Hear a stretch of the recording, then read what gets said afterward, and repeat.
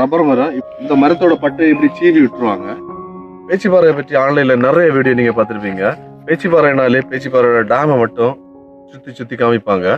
ஆனா நாங்க ஒரு புதிய கண்ணோட்டத்துல உங்களுக்கு பேச்சிப்பாறையோட ஃபுல் அழகையை நாங்க காட்ட போறோம். டெய்லி 100 வர விட்டீங்களா? 1 கிலோ இருக்குமா? இருக்கா? 3/4 கிலோ இல்லையா? மற்றதை விட ஒரு 10 ரூபா அதிகமாக கிடைக்கும்.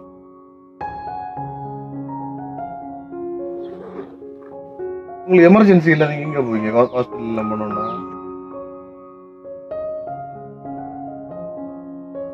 உலகமெங்கும் பரவி இருக்கும் எங்களது யூடியூப் நண்பர்களுக்கு அஜித் பட்டு ராஜேஷின் இனிய காலை வணக்கம். இன்னைக்கு நான் வந்திருக்கிறது கன்னியாகுமரி மாவட்டத்திலே ரொம்ப அழகான ஒரு இடத்துக்கு வந்திருக்கோம். ஆக்சுவலி இந்த வீடியோ நான் போடுறதுல ரொம்ப பெருமைப்படுறேன். இந்த வீடியோ எனக்கும் ஸ்பெஷல். ஏன்னா இது என்னோட சொந்த ஊர். நானும் அஜித் இன்னைக்கு வந்திருக்கிறது கன்னியாகுமரி மாவட்டத்தை செழிப்பாகிற பேச்சிப்பாறை டேமுக்கு தான்.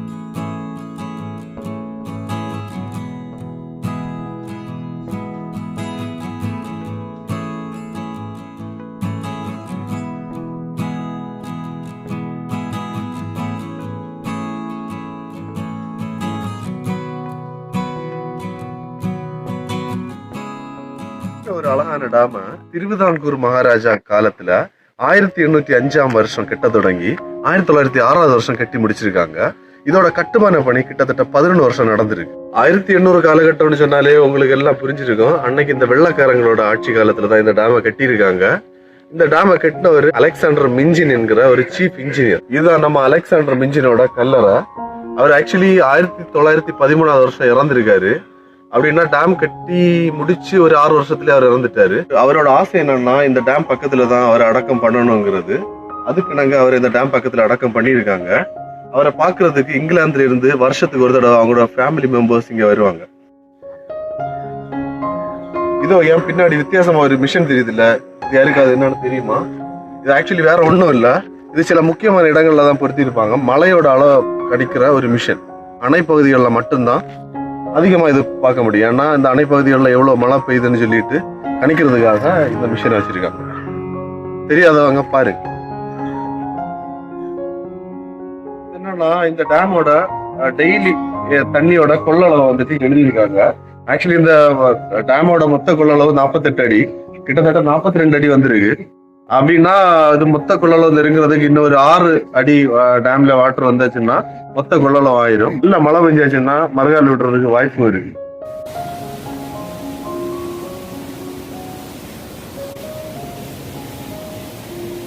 இதுதான் பேச்சிப்பாறை டேம்ல இருந்து கொண்டு விடுற தண்ணி. இது அந்த டேமோட மெயின் நோக்கமே மக்களுக்கு இந்த டேமோட தண்ணி பயன்படணும் என்கிற காரணத்துக்காக தான் அன்னைக்கு இந்த டேமை கட்டியிருக்காங்க. இதான் பார்த்தது தண்ணி போயிட்டு இருக்கு. இது வந்துட்டு பல கிளைகளா பிரிச்சு கன்னியாகுமரி மாவட்டம் ஃபுல்லா விவசாயத்திற்காக பிரிச்சாரு. பேச்சிப்பாறையை பற்றி ஆன்லைன்ல நிறைய வீடியோ நீங்க பார்த்திருப்பீங்க. பேச்சிப்பாறைனாலே பேச்சிப்பாறையோட டேமை மட்டும் சுத்தி சுத்தி காமிப்பாங்க.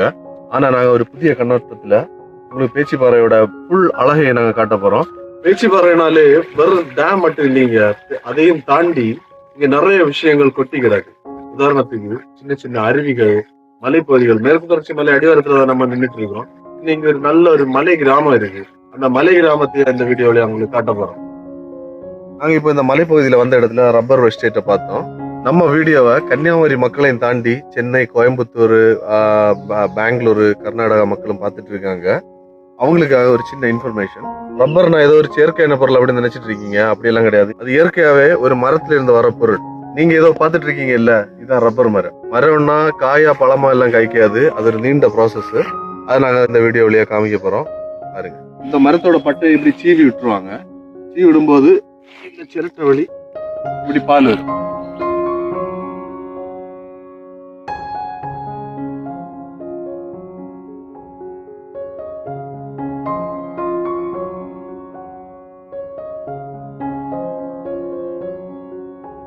கட்டி வச்சதுக்கு அப்புறம் 2 மணி நேரத்துல இப்படி சிரட்டை ஃபுல்லா ஆயிரும். அதை அப்படியே ஒரு கேன்ல கலெக்ட் பண்ணுவாங்க. எப்படி ஷீட் அடிக்கிறாங்கன்னு உள்ளத ப்ராசஸிங் நம்ம காமிச்சு தரோம்.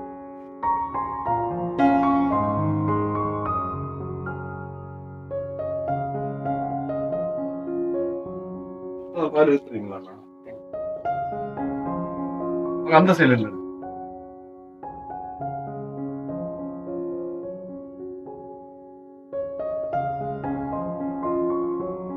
இந்த அண்ணன் ரப்பர் பால் எப்படி உரைய வைக்கணும்ன்றதை காமிச்சு தரேன்.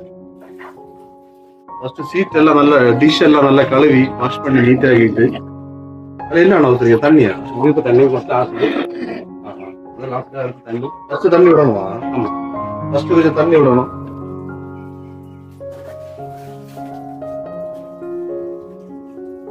இதான் ரப்பர் பால் எல்லாத்துலயும் ஊத்துறாரு அவரு.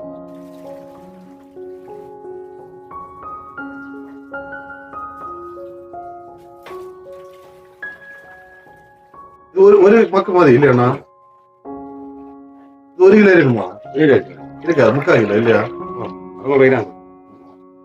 உரையிறதுக்கு எத்தனை? ஒரு 2 மணிக்கு வருவாமா? இல்ல காமிக்கிறோம். 4 மணிக்கு வருவீங்களா? காமணிக்கு வந்து அடிக்கிறத பாத்துட்டு போமா? பார்த்துட்டு போவோம். கொஞ்சம் பாதி எடுக்க போவோம். உங்களுக்கு எடுக்க போனோம் இல்லையா?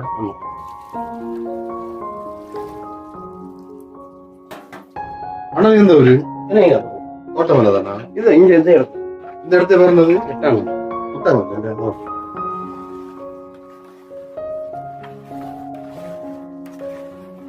ஆசிட் விட்டாச்சா? ஃபர்ஸ்ட் ஆசிட் தான் விடுவீங்களா? முதல்ல ஆசிட் நல்லா தண்ணி விடும்.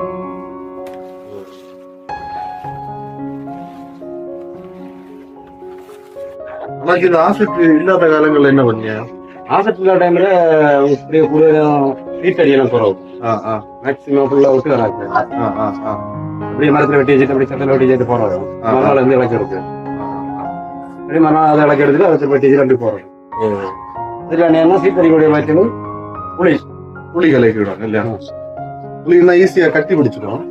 அப்படி இல்லை, கொஞ்சம் லேட் ஆகும். ஆசிட் மாதிரி டக்குனு தான் ஆகும். கொஞ்சம் லேட் ஆகும். இப்ப நான் அங்கே போய் எடுத்துட்டு வளர்ந்துக்கிற வரைக்கும் இது கிளியர் ஆகும். இப்ப இது கையோட உடனே அடிச்சிடலாம். இது மொத்தம் எத்தனை மரத்துல உள்ள பால்? இத்தனையும் இது ஒரு கிலோ சீட் எவ்வளவு போகுது? 150 ரூபாய் இருந்ததை விட 3.5 ரூபாய் இறங்கி 150 ரூபா ஒரு கிலோ சீட்.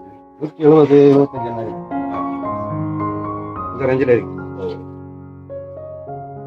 மரம். இது மழை டைம்லயே உங்களுக்கு பால் வெட்டலாம் தானே இந்த மரத்துல? பெரிய பெரிய மழை பெஞ்சாலும் வெட்ட முடியாது. ஒரு மீடியம் தூக்கிட்டு நிற்குமா?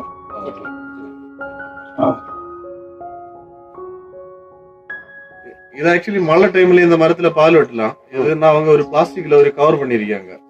மழை வெள்ளம் உள்ள விழாத இருக்கு. அதுக்கு பேர் தான் ஷேடு. ஷேடு இந்த மிஷின்ல சீட்டை வச்சு கம்ப்ரஸ் பண்ணுவாங்க. கம்ப்ரஸ் பண்ணும்போது அதோட கட்டி குறையும். கட்டி குறையும் போதுதான் ஈஸியா உணங்கி கிடைக்கும். அதுக்கு தான் கட்டி குறைக்குது. இந்த மிஷின்ல கொண்டு வருவாங்க. இந்த மிஷின்ல எப்படி கலக்கி இன்னும் கட்டி குறைப்போம். கட்டி குறைக்கிறதோட அந்த ப்ராசஸிங் முடிச்சு. இதாச்சு இந்த ஒரே ஒரு கரத்து தான் வருது. பாக்கலாம். உங்க பேரு? ரஜினி. மீட் பண்ணது ரொம்ப சந்தோஷம்.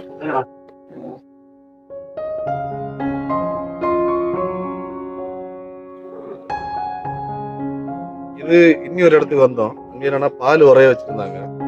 இவங்க சீட்டு அடிச்சு முடிஞ்சது அப்புறம் தான் எங்களால வர முடிஞ்சது. இதுதான் ஃபைனல் ப்ராசஸிங். சீட்டு இப்படிதான் அடிச்சு ஃபைனலா உணங்குறதுக்காக ரெடி பண்ணோம். உங்க பேரு? நடராஜ்.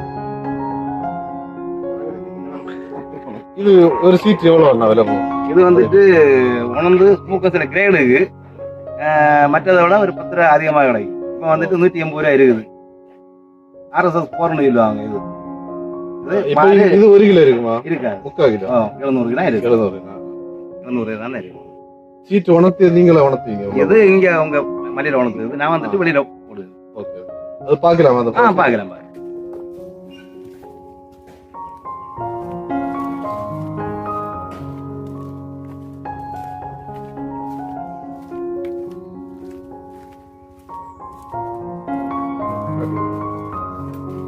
இது என்னோட நண்பன் தான். நீங்க சொன்ன மாதிரி ஃபைனலா இப்படிதான் உணர்த்துவோம். இதை போட்டு உணர்த்தினாதான் இப்படி இந்த மாதிரி வரும்.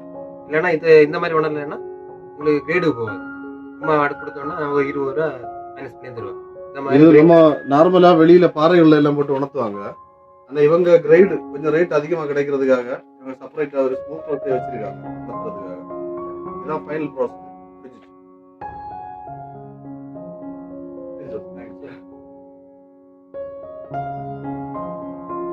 இது பயங்கர ஹீட்டா இருக்கு. இதுதான் ஸ்மோக் ஹவுஸ். இது விறகெல்லாம் போட்டு இங்க அடுப்பு மாதிரி கொளுத்தி விடுவாங்க. அந்த இதுலயே காஞ்சி வந்து இது எத்தனை நாள் ஜோஸ் காய போடணும்? 3 நாள். இது 3 நாள் காய போடும் போது நல்லா உணங்கி கிடைக்கும். ரகு என்ன பண்ணிருக்காருன்னா ஃபுல்லா பீட்டெல்லாம் உணர்த்தி விற்கிறதுக்காக கொண்டு போயிட்டு இருக்காரு. வார வழியில அவரை பார்த்தோம். இது விற்க கொண்டு போறீங்களா? எல்லாம் முடிஞ்சு இல்ல. இங்க பேச்சு பாறையில வைப்பீங்களா? கொலசேரத்துலயா? பேச்சு பாறையில கொண்டு வைப்பாரு. வித்து இதை காசு வாக்குவாரு. கிலோ எவ்வளவு கிடைக்கும் இப்போ? ரேட் மாறி மாறி வருது. இப்போ என்ன ரேட் வருது? இப்போ 140 ரூபா ஒரு கிலோ சீட்டு விற்கும்.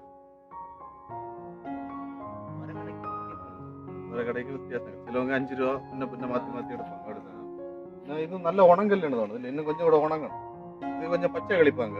நம்ம அங்க ஒரு அந்த குளுக்கோஸ்ல பார்த்தது ஃபுல்லா உணங்கி நல்ல பிளாக் கலர்ல இருந்துச்சு.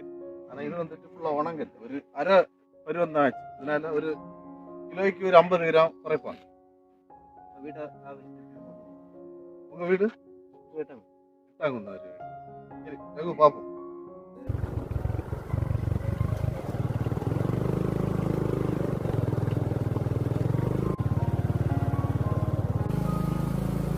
நாங்க இப்போ மக்கள் நடமாட்டம் இல்லாத ஒரு அடர்ந்த காட்டு பகுதியில நிற்கிறோம். நீங்க இந்த இடத்துக்கு வரதா இருந்தா கண்டிப்பா பாதுகாப்போட வாங்க. ஏன்னா இங்க காட்டு விலங்குகளோட தொந்தரவு அதிகமா இருக்கு.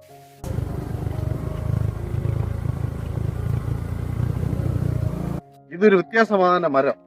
இது வந்துட்டு மூங்கில்ல ஒரு வகை. ஈத்தல்னு சொல்லுவாங்க. இதுதான் பழைய காலத்துல கூட செய்யறதுக்கு எல்லாம் இந்த மரத்தை யூஸ் பண்ணுவாங்க. மூங்கில் கூட செய்யறது. இது பாக்குறதுக்கு ரொம்ப அபூர்வம். இந்த வழியில நம்ம கண்ணுல தென்பட்டு இருக்கு.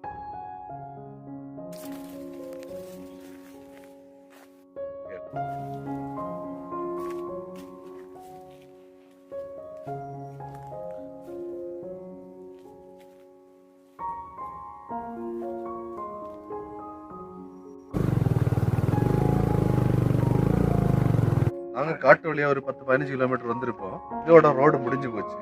அடுத்த பைக் எதுவும் போகாது. இங்க கீழே பாத்தீங்கன்னா ஒரு ஒத்தடி பாதை இருக்கு.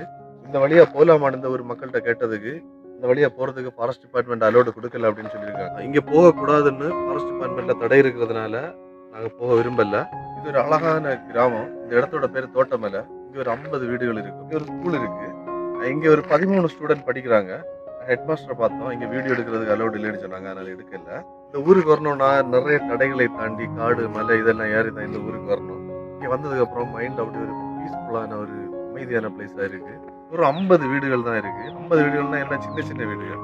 நீங்க பாக்குறீங்க இல்ல, இந்த வீடு தான் இந்த இடத்துல இருக்கிறதுலே பெரிய வீடு. மற்றபடி எல்லாம் சின்ன சின்ன வீடுகள். அமைதியா மைண்ட் ரிலாக்ஸா வாழ்ந்துட்டு போகலாம்.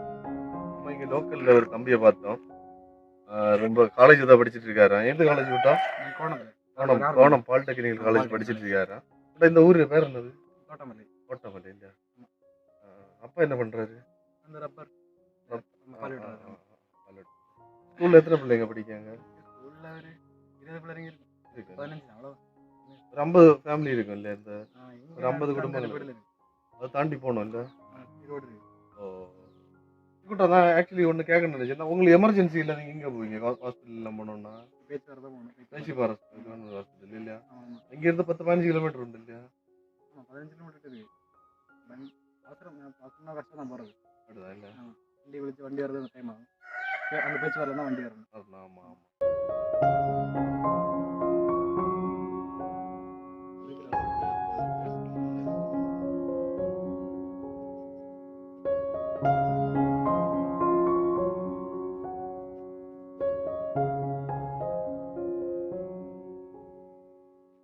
இது ஒரு அடர்ந்த காடு. இங்க ஒரு ஒத்தடி பாதை இருக்கு. இந்த வார வழியில நிறைய பாம்பு பள்ளி ஓணம் எல்லாம் ரோட்ல கிராஸ் ஆச்சு. இந்த வழியிலயும் அப்படி ஒரு ஜேர்னி இருக்குன்னு நினைக்கிறேன். வாங்க.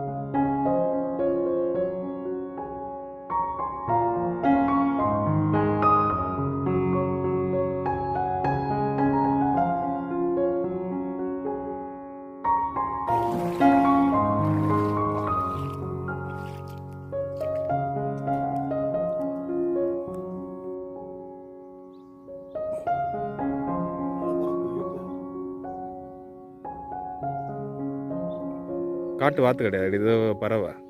வாத்து பறக்காது.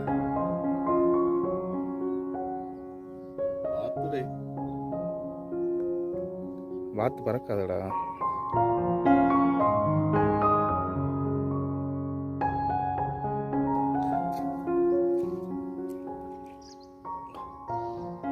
நம்ம பேச்சு பரவலாவோட எண்டுக்கு வந்துட்டோம். இந்த அமேசிங்கான பிளேஸ் உங்களுக்கு அடிப்படையாக காமிச்சிருக்கோம் நம்புறோம். இதே மாதிரி அமேசிங்கான நிறைய வீடியோஸ் சேனல் மூலமா போட்டுட்டு இருக்கோம். நம்ம சேனலை சப்ஸ்கிரைப் பண்ணுங்க, லைக் பண்ணுங்க, ஷேர் பண்ணுங்க. விடைபெறுவது நான் ராஜேஷ் மற்றும் உங்கள் அஜித்.